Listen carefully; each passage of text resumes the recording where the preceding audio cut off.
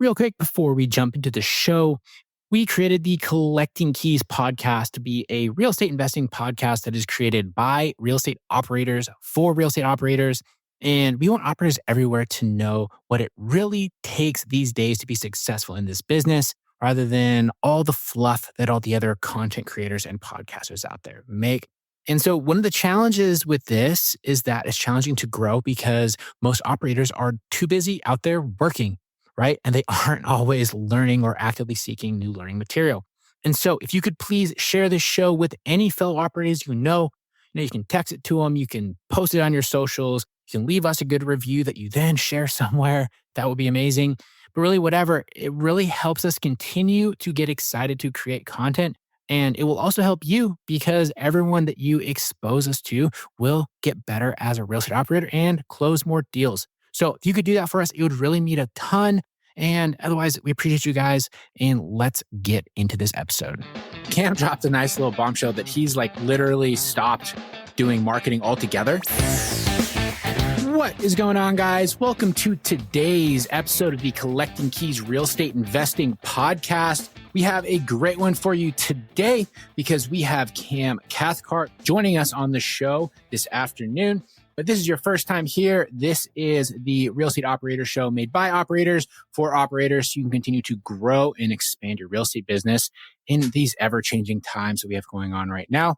So we're going to talk about kind of what we're doing in our business, what we're seeing in the economy, and kind of whatever else comes up today. So my name is Mike DeHaan, here with my co-hosts Dan Austin and Dylan Cook. And then Cam, you might recognize from the Better Life podcast with Brandon Turner. Outside of that, Cam, why don't you give us a really quick intro, kind of what your business looks like at a basic level, 30 seconds, and then we'll kind of dive into some stuff here. Yeah, I own a house buying company in St. Louis, and then we have a rental portfolio. We have a fund that is keeping long-term single-family rentals, and then we are flipping primarily. And so have done around 100 houses a year for the last 5 years. 2024, we did not do 100 houses. We did around 70. Yeah, it's a fun company. Yeah, it is an interesting company. And then it's interesting times for sure. To say the least. Yeah, and you and me did a one-on-one deep dive. If I was a professional, I would have looked up what episode this was.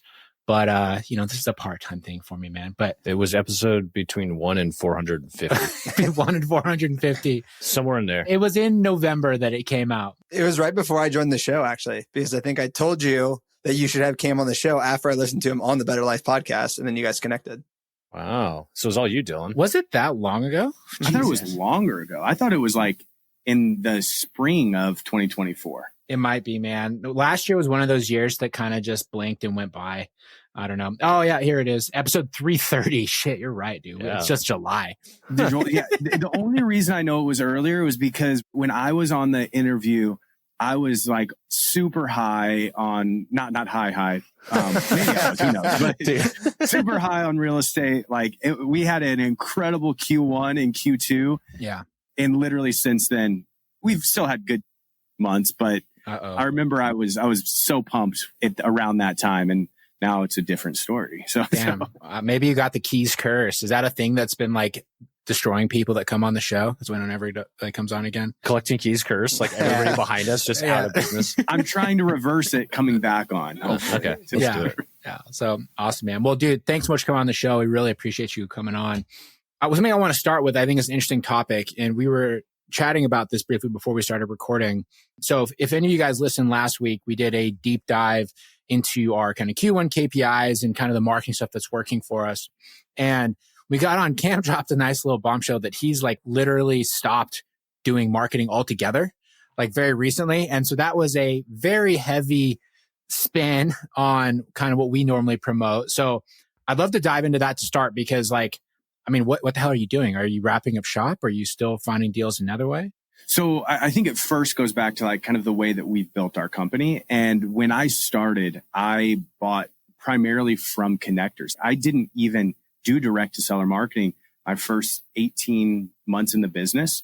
And I was really, really great at that because one of the things that I'm amazing at is just building connections. And so I was at every local meetup. I was at every real estate event that was going on in St. Louis. I was shaking hands, kissing babies, doing everything that I could, just make sure that every wholesaler, real estate agent, property management company, senior living facility, probate attorneys. They knew who I was. And I bought a ton of houses just through that. And so I did really well. Like in my first year, I literally bought over 100 properties just from connections. And Cam, you're flipping, but like majority flipping. You're not assigning. Year one, I was not. Year one, we were flipping some, but actually year one, it was primarily wholesaling or keeping for ourselves. We kind of morphed into more of a flipping company in 2023 and 2024. And so 2024, we flipped basically everything that we touched. But then we started doing direct to seller marketing primarily. And we tried it all: texting, cold calling, PPL, PPC, direct mail.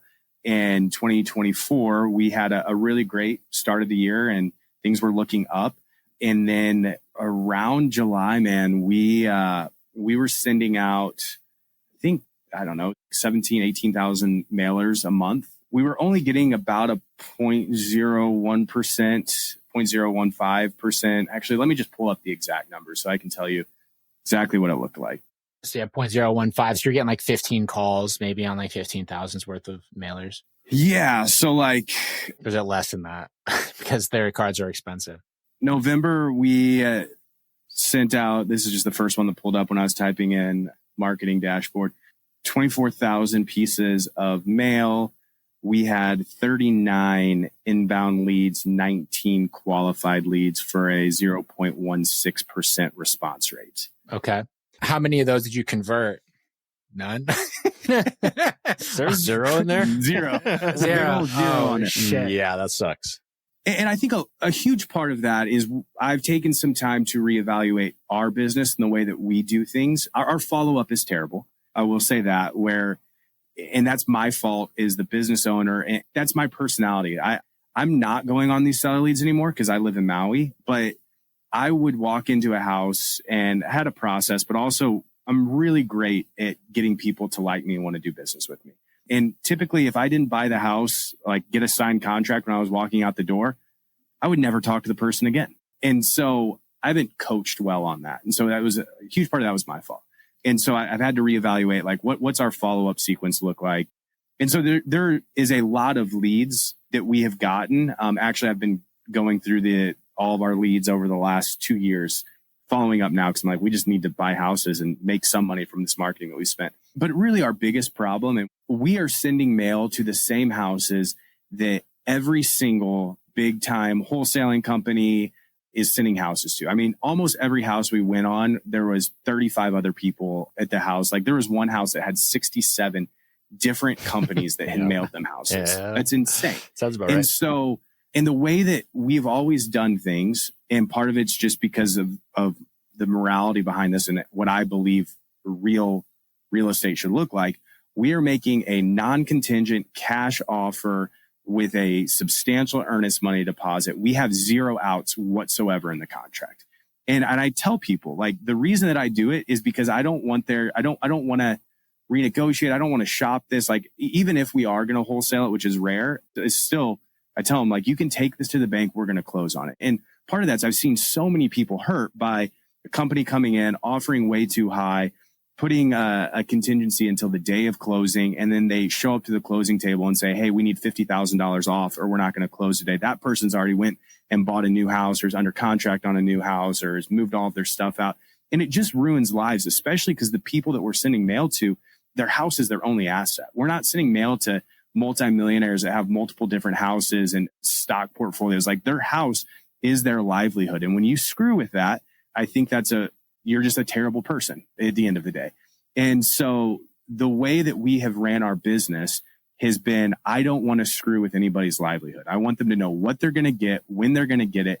And I want it to be a guarantee so they can go start planning their future life. And so because of that, our offers are typically less than a wholesaler because wholesalers don't have any risk. And our offers are typically less than somebody that's going to come in and try and do a novation or something like that on it. And that's just the reality of the situation. And even though I can tell a seller all of the reasons why our offer is safer, like, here's what they're going to do. I've seen this happen a million times. They're going to lock it up. They're going to shop it. They're going to come renegotiate. They're going to purposely wait until closing day to renegotiate. Like I try and tell them all that stuff. But at the end of the day, a lot of sellers that we're working with, they don't understand that. They understand I've got an offer at 200,000 from X, Y, and Z, and I've got an offer at 165,000 from you. I'm taking the $200,000 offer. And you're in Indy, right? Well, I'm in St. Louis. St. Louis, okay. Mhm. Those Midwestern cities. Yeah. They're all the same. They're all the same. And so that was one of like, we were losing out on every deal too. And most of it was to honestly wholesaling companies that aren't even based in the United States, that are locking up everything over the phone. They're shopping it, or they're getting the power of attorney and they're doing a novation on it. And I haven't figured out a way yet how to take them down or beat them. And we were really, when it comes to direct seller marketing, we were throwing away money. And so right now I'm processing through like, is there a better way versus there is? Yes. There is, yes. Because that's what I'm interested in. How do I find sellers that other people haven't found? Or I'm interested in that because I don't know. I'm not an expert in direct to seller marketing whatsoever. You go to another market. Yeah. I'm serious. You're already doing it from Maui, right? You're already doing it from Maui. How different is it for you to go somewhere else? Like you might have to find a couple more team members, but you already told me that they suck. Yeah. No, that's my fault. And they're not following up. Yeah. They're already not following up like they're supposed to be doing. That's what I would suggest though, like if you're running into that problem. But what do you think, Dylan? You're in a very competitive market as well. No, I mean, well, one thing we just went over my Q1, stuff last week, and a lot of my stuff was from follow-up leads from 2023 and early 2024. So that's a big part of it, right? And those are probably leads that the people who are mass marketing now don't even have on their radar potentially. But I wanted 2 follow-up questions. When you're sending out these offers, have you seen the property at least once? Because I feel like you can renegotiate if you, let's say you lock it up for 200 and then you go through it and then it's like, hey, everything you just told me was a lie. Yes. And I agree with that. So I would say our sales process is a little bit different. We will not make an offer over the phone. Gotcha. And usually like we'll try and scorch the earth if anybody else, Steve Trang saying like, if somebody has made an offer over the phone, we'll make a joke about it being monopoly money or, like, hey, that's not a real offer. If somebody hasn't came and walked to your house and put together an actual rehab budget, it's not a real offer. We're not making an offer unless we've walked the house and we've put together ARV and rehab budget. Okay. No, that's a good follow-up clarification. Yeah. That's fair. Yeah. There's a lot of pieces and the follow-up piece is such a massive thing though, right? That there probably is deals that you've missed out on that didn't close for whatever reason or another that you could capture now. And it's funny because you're talking about how good of a salesperson you are in person, but now it's been more challenging building that team. I feel like that's so common, because where Dan and I Dan is my original business partner from way back when we started in 2019. And the blessing and the curse that we had is we're bad salespeople, like honestly. When it comes to like B2C, like seller sales, we suck. We tried to force people to sell us their house. We're like, if I give you enough data, you'll definitely sell me your house for cheap. Well, we're both engineers by degree, right? And so we would go into these houses like, yes, ma'am, who recently lost your husband, your ceiling, isn't good for what we're trying to do with it. Like it was pointless. Yeah. But so that forced us to learn to be good leaders. And so we were able to build a sales team. But then we had like our competitors that were the opposite problem where they were great at sales. But then as soon as they start trying to hire, it actually becomes like a disability on their business, right? That's a bullseye on our business where I am incredible at sales and feel comfortable enough to say like out of most people that I know, I would be at the very top. Like, and I'm waiting for your pitch right now. Yeah. I have my credit cards right here. What's the program? Let me tell you guys about it. But I'm really great like at having empathy and sitting with somebody. Like for instance, actually, this was here on Maui. I just bought a house that would actually be fun to talk about the way that we worked it out. But I sat there for 3 hours with her, and her husband had a stroke in 2021 and passed away. She lost her job during COVID and she got a job, and then the fires here hit and she lost her job again. And then she got in a car wreck and literally was able just to sit there and process for 3 hours with her and then create an offer that was a win-win for her and for us. And I'm good at that. Systems, processes. I'm not an engineer by trade, so my mind doesn't think like that. My mind doesn't think in the terms of follow-up. It's like either bought the house or, on to the next one. And so I've had to learn, and I'm still learning. I'm in the infancy stages of learning how to move from being a real estate investor to a business owner, if that makes sense. And it makes 100%. I think I'm a phenomenal real estate investor. Like my wife and I, when it was just us two, we were making over 7 figures a year. And then when we've scaled our team to 15 people, I'm making nowhere near, like literally penny, like 30%, 40% of what we were making is when it was just us two. And I know, like, for my goals and the life that I want, I can't be a solopreneur, but I'm just trying to figure out that shift, if that makes sense. That's the trade-off though, right? Is yeah, you're making less money, but you get to live on Maui now instead of in St. Louis, right? That's a harder thing for you to do when you're out there having to, hit your own follow-up and, walk your own appointments and doing everything. I mean, that's the biggest transition that we talk about, like in our program with people, and like Dylan can attest to this, is like, there's a huge difference between an investor and it's a transition between a real estate investor and an entrepreneur. And I think most all of us get into the business because we want to be real estate investors. And you quickly realize, like, this is badass and I can make a lot of money, but I have to work like a dog. Cam, how quickly did you go from you and your wife to a team of 15? Like, was that like a balls to the wall, or was that like gradual? It was gradual over the last 5 years. It wasn't like we went from 2 to 15. But one of the things too that I struggle with, and this is just, I think any business owner that struggles with, is what I'm really bad at is wanting other people to think like me and act like me. And so a really great example of that is when I was doing all the acquisitions myself, and I didn't have any leads coming in, and I didn't know where my next house buy was going to be. I would go buy a stack of Starbucks gift cards, and I would drive to every property management company in St. Louis, and I'd drop it off, and I would talk with them and say, hey, if any of your clients are looking to sell a house or their portfolio, please give me a call. I would go and just randomly walk into probate attorneys' offices and ask if I could talk with them. I would go door knock. Like, I would do anything and everything that I could to buy houses, and it paid off. And it's just hard to get other people to have that type of, and not even necessarily ambition, because all of our guys are hard workers, but the creative thinking skills, I guess, maybe, if that makes sense. Well, they have to have like the buy-in, because what you're describing right now literally sounds like my personal hell. Like, I would never do that. That sounds horrible. I would never do that. Yeah.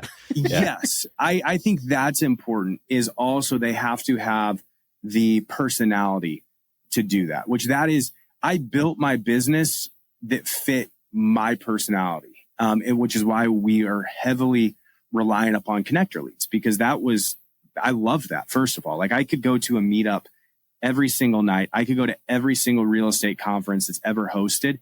And that's like my dream, is just hanging out with people. And so that's why, like, connector leads were so valuable in our business, because it's what I loved and it's what we were good at.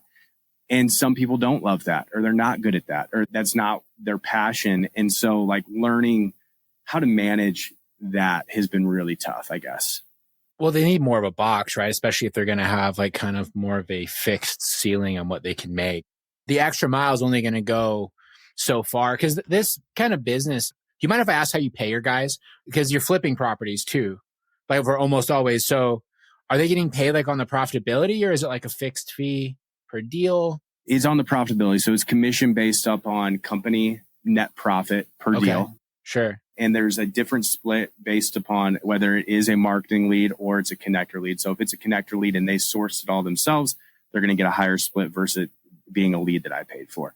That's another thing that we have ran into, especially because we didn't do the volume we wanted to do in 2024, and we weren't as profitable as we wanted to be in 2024, where they didn't make as much money. Like, we had one guy who made close to 200, but outside of him, everybody was below 60K ish. That's such par for the course for a sales team though, dude. Like, that's so common. And all they're right now is all connector leads, right? Because you said you shut off direct to seller marketing. So their job is essentially to go out to all these meetups and talk to people. Do they ever have like a conflict with that? Because, like, say what do you have, like 4 salespeople? If they're all going to the same meetup, is that a problem for them? Or like, find out that like Becky, who's standing in the corner, has a house for sale, and they're like trying to fuck. Like, so that's a really great question, and we have gone back and forth with this. So we have kind of pigeonholed, like, you are in charge of real estate agents. You are in charge of wholesalers. You are in charge of probate attorneys or property management companies.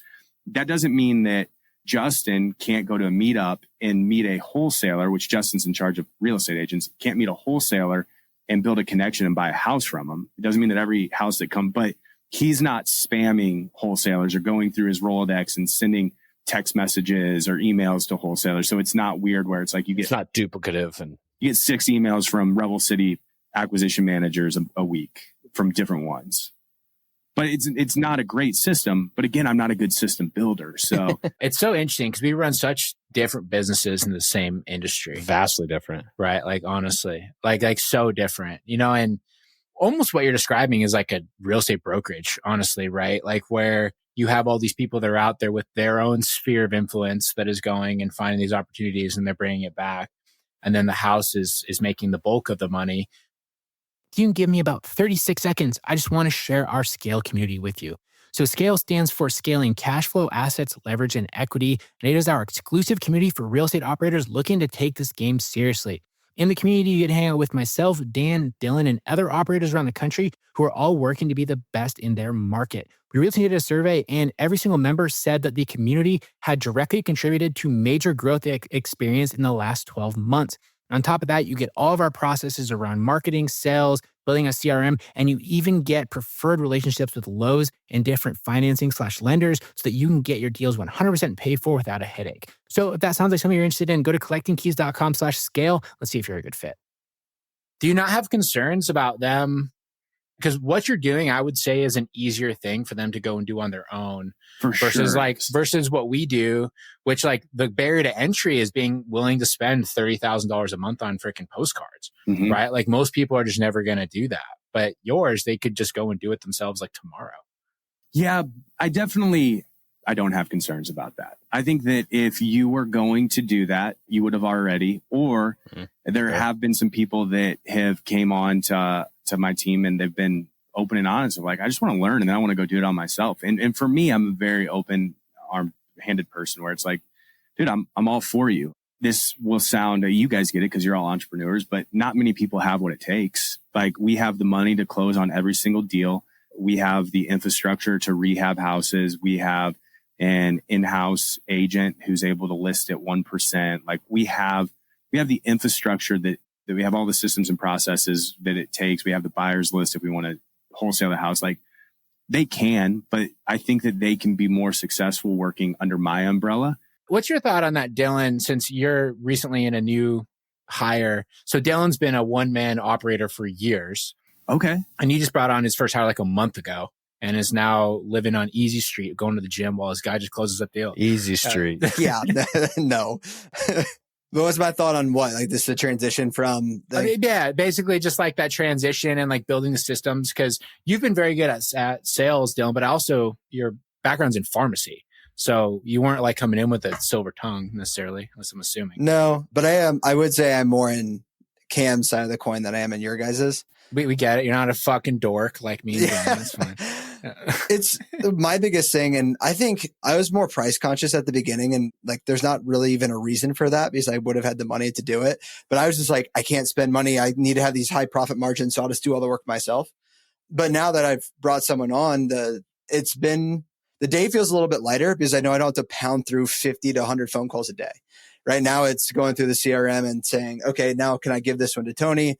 And I do like the more higher level strategy thing. Like I'm still buying rental properties. You guys aren't. So like, I'm better like, okay, I have this much money in the account. What can I do to best deploy that? And a lot of times it's spending on more marketing. I guess a roundabout way of answering your question is I have gradually liked the transition, but I don't want a team of 15. Like I think I can do me, Tony, a project manager, a VA and my assistant and make probably 7 figures, at least I hope. And be happy with that in my own little market. One of our instate was to live in Maui and get to spend a lot of time with my kids as they're in this young season of life. And like, could you do that still with a team of 5? I think that was one of the reasons we did scale was because I wanted to be able to have people really be able to run the business for me. What I've learned is that's not really the case, but it still is in the back of my mind. Maybe I'm one hire away from somebody that's going to be able to do it. But do you think you'll be able to do that? I have a 6.5 month old at home. So like we're recent father too.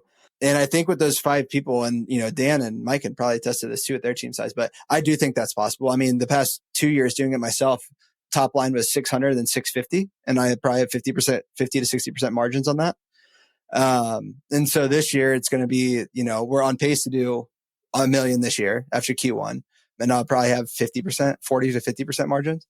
So yeah, I think it's doable. I can see the light at the end of the tunnel.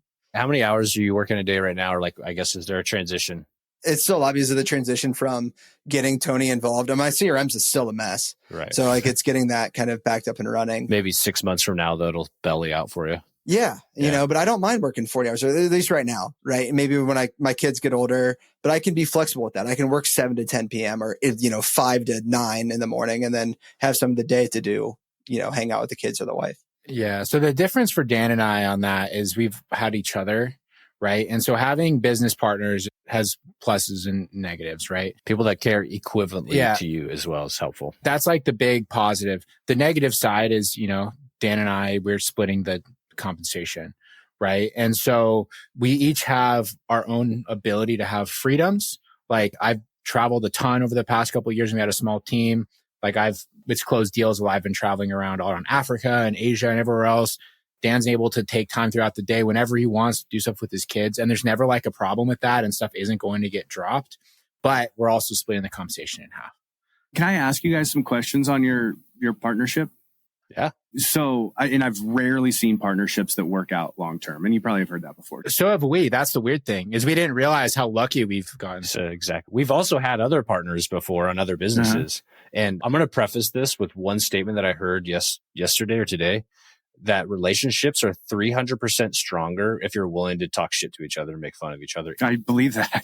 Well, man, then you guys are at 3,000%. In a playful way. Like, not like I'm trying to demean Mike, but there is something to that. And we do have that in our relationship. So go ahead. That might just be it. We talk shit to each other. Yeah. Which is a huge part. I saw Instagram story the other day, and it was a guy who had emergency surgery, appendicitis. He almost died. He was going septic.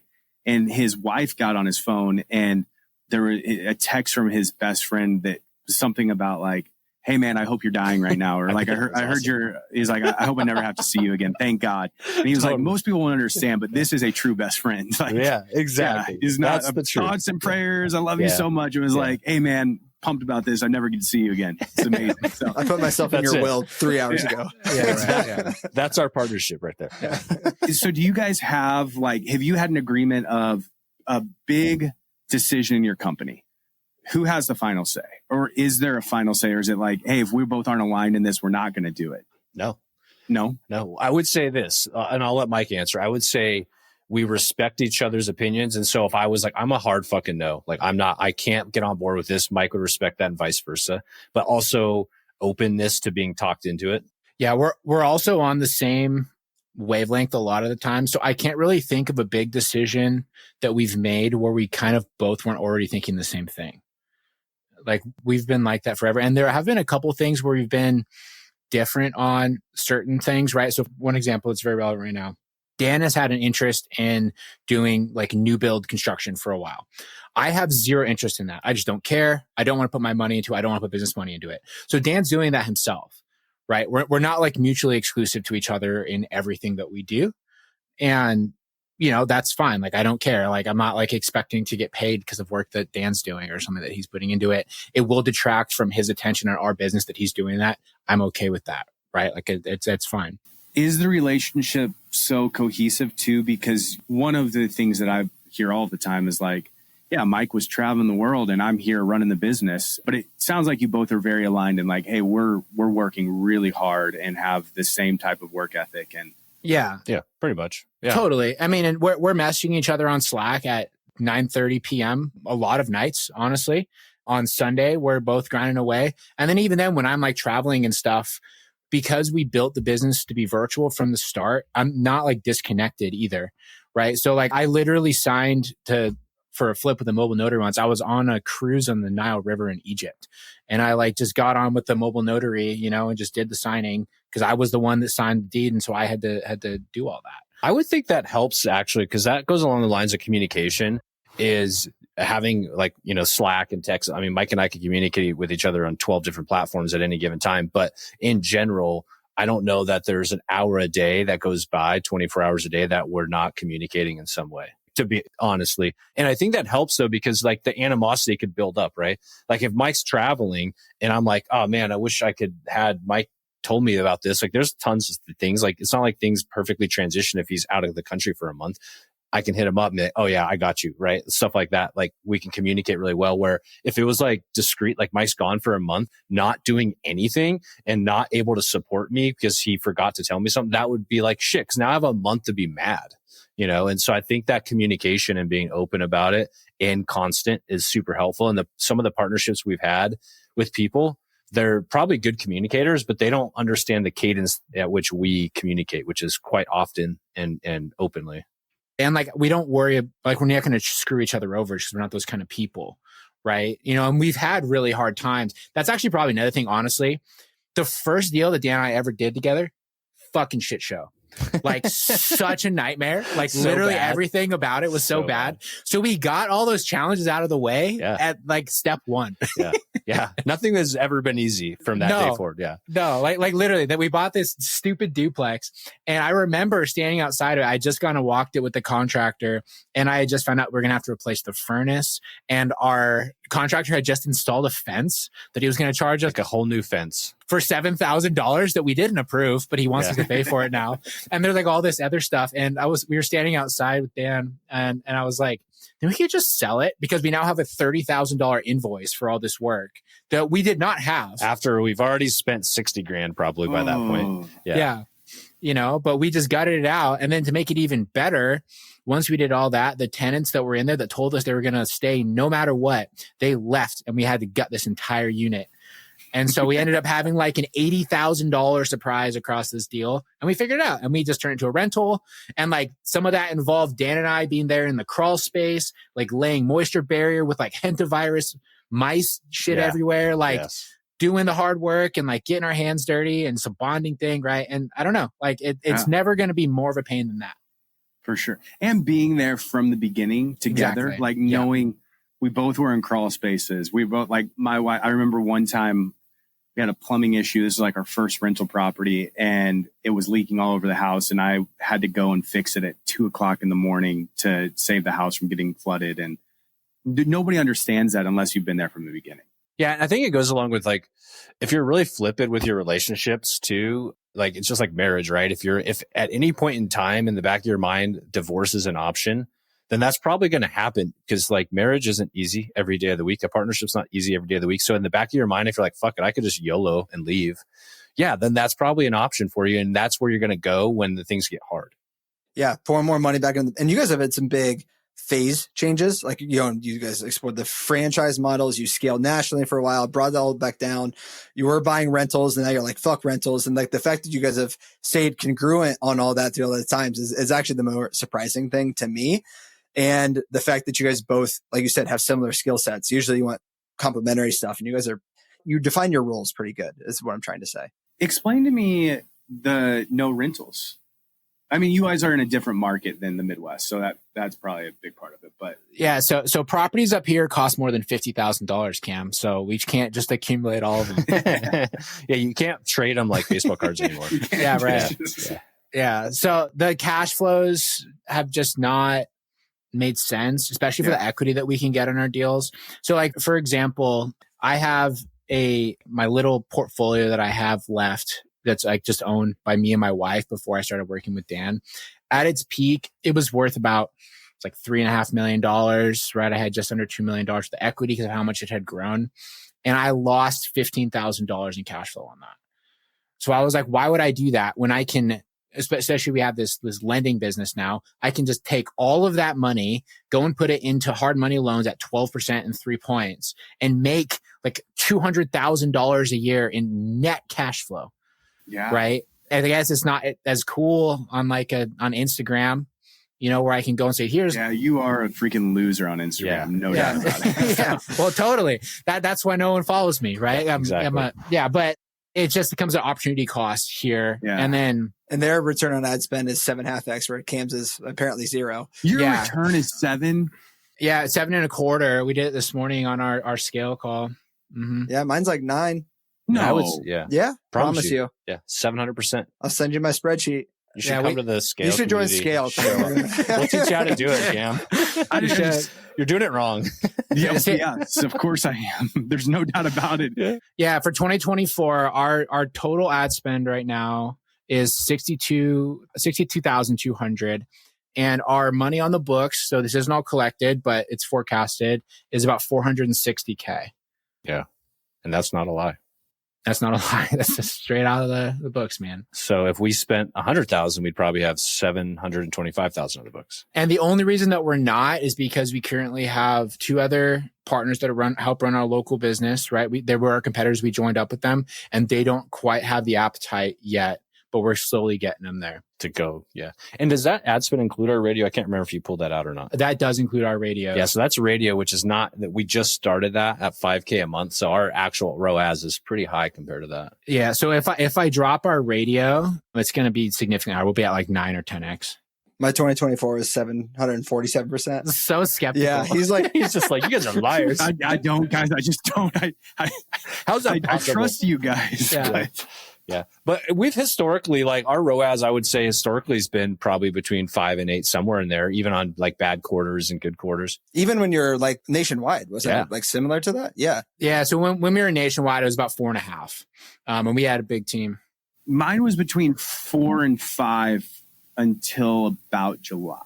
Mm. But you're flipping everything too. So like your conversion cycles are so much longer. They're way longer for sure. Yeah. That's the challenge as well. So we're almost exclusively wholesale, which makes things move just that much quicker. Although we have the most flips we've had on our books in like a year and a half. And longer than that, probably since 21. Yeah. When was the last time we carried 5 flips? Yeah, you're right. Probably beginning of 22. Beginning of 22, yeah, for sure. Yeah, so if I drop our radio, our ROAS is 9.36. Yeah. Yeah, and I would say the radio hasn't contributed much. God, I'm so pissed right now. Yeah. So can you guys give me a breakdown of, so are you direct mail, cold calling, PPL? Like what are you guys using? You're not going to like the answer. Yeah. It's mostly direct mail for it's both mostly of us. direct mail. Yeah. And who are you using?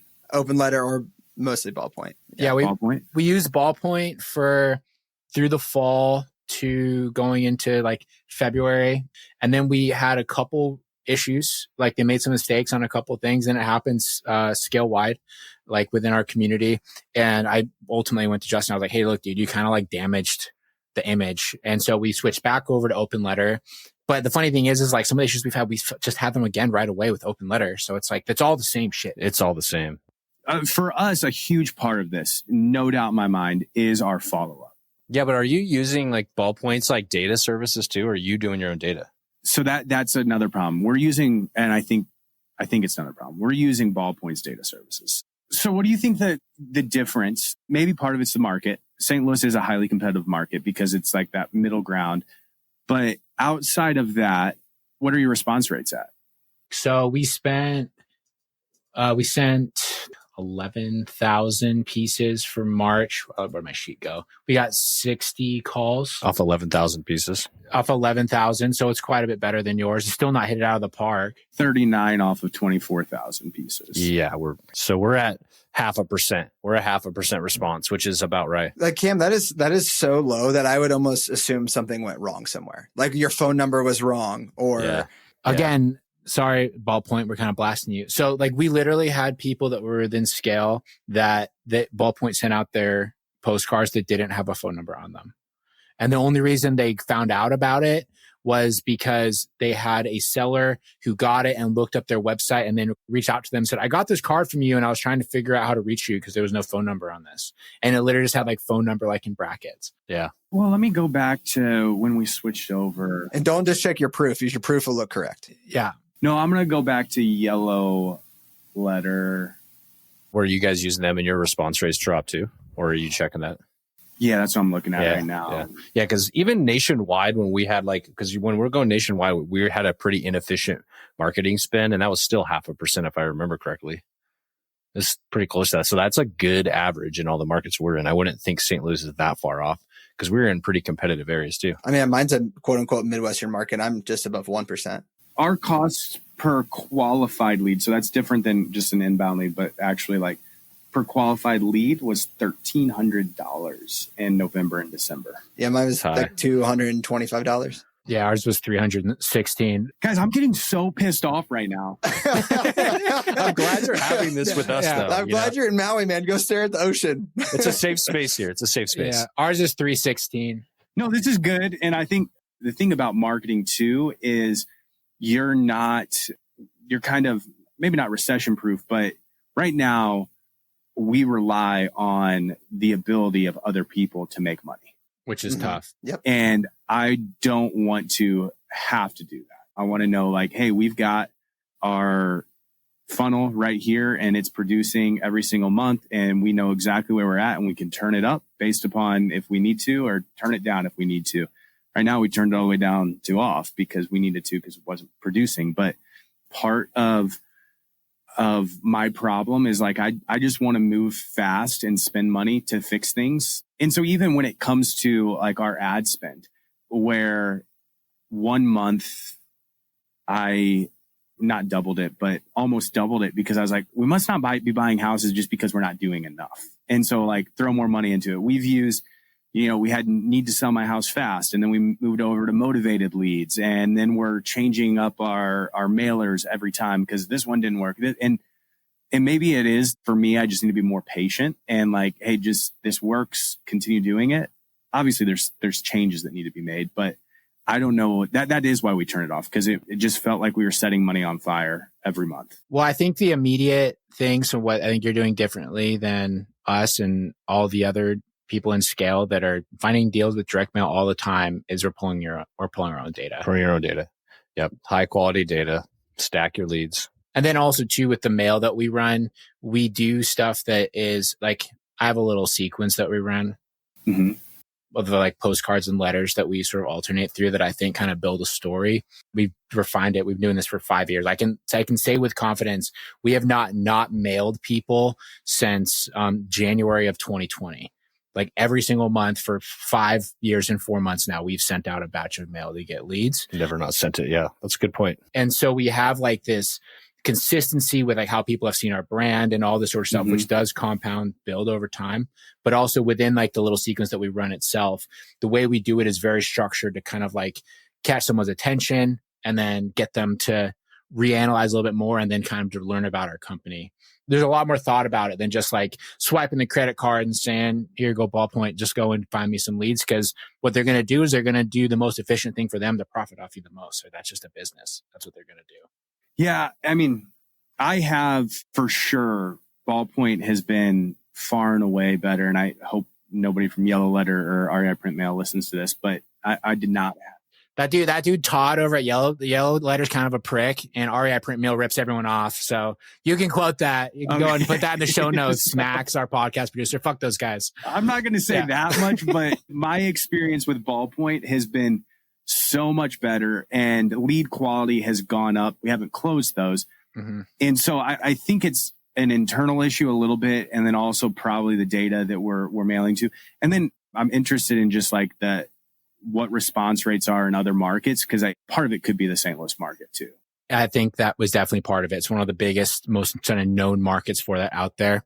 And that's something else that has been very interesting from when we ran our big national company to even scaling back down to Spokane, is seeing how much it varies from market to market at like a very extreme level. Yeah. And you have so many huge investors out of St. Louis. Like first, Ballpoint is based out of St. Louis. REI Print Mail is based out of St. Louis. Deal Machine is based out of St. Louis. Like there's so many companies that are based out of St. Louis. And then Sam Faster Freedom, I'm sure you guys have seen him on Instagram before, but his company is in St. Louis and he's built a huge following of investors through his program that are investing in St. Louis. I wouldn't be surprised. There's probably something to it with that. There definitely is. Because Eastern Washington, there's like 3 companies, and I just looked at the population. We are the gurus over here. Yeah. I looked at the population, and the city of St. Louis proper isn't that much. It's actually smaller than here. It's 2 million people as like the whole greater metro area. But I know you're not marketing to 2 million people. You're probably marketing to a pocket that's the same size as what we are, just in a market that's being saturated by 50 companies. Yeah. Like honestly. So Cool. All right. We got to end up here. We're getting on time. Oh, dang, guys. I could do this all day. I know. This is a fun conversation. I see Dylan itching, knowing he needs to go and take care of his small child. No, I mean, that's good. I had a shit ton of stuff written down, but yeah, we're good. Yeah, no, you're all good, man. We'll have you on again though, Cam. This is we want to have like some recurring, like good guests. Really quick, where can people find you, follow you, reach out to you? Probably just Instagram is the easiest. And I'm not super active on there. I get in spurts and we'll post for 2 weeks straight and then won't post for a month. But Cam.Cathcart on Instagram. Cool. Awesome. Yeah. You can check out more Cam on the Better Life podcast as well. Yes, please do. Yeah. Awesome, guys. Thanks so much for listening. Hopefully you enjoyed that. Go and share it with your friends and go and tag all your friends and tell them how much better collecting keys is than Better Life. We'd appreciate that. So thanks, everybody. We'll talk to you guys next week. See y'all. See ya. See you guys. Thanks for listening, everyone. If you want more from us, you can shoot us a follow on Instagram. I am at Mike_invest. Dan is at InvestorMan Dan. And Dylan is at Dylan_does_deals. Shoot us a follow and send us a DM to let us know what you think of the show.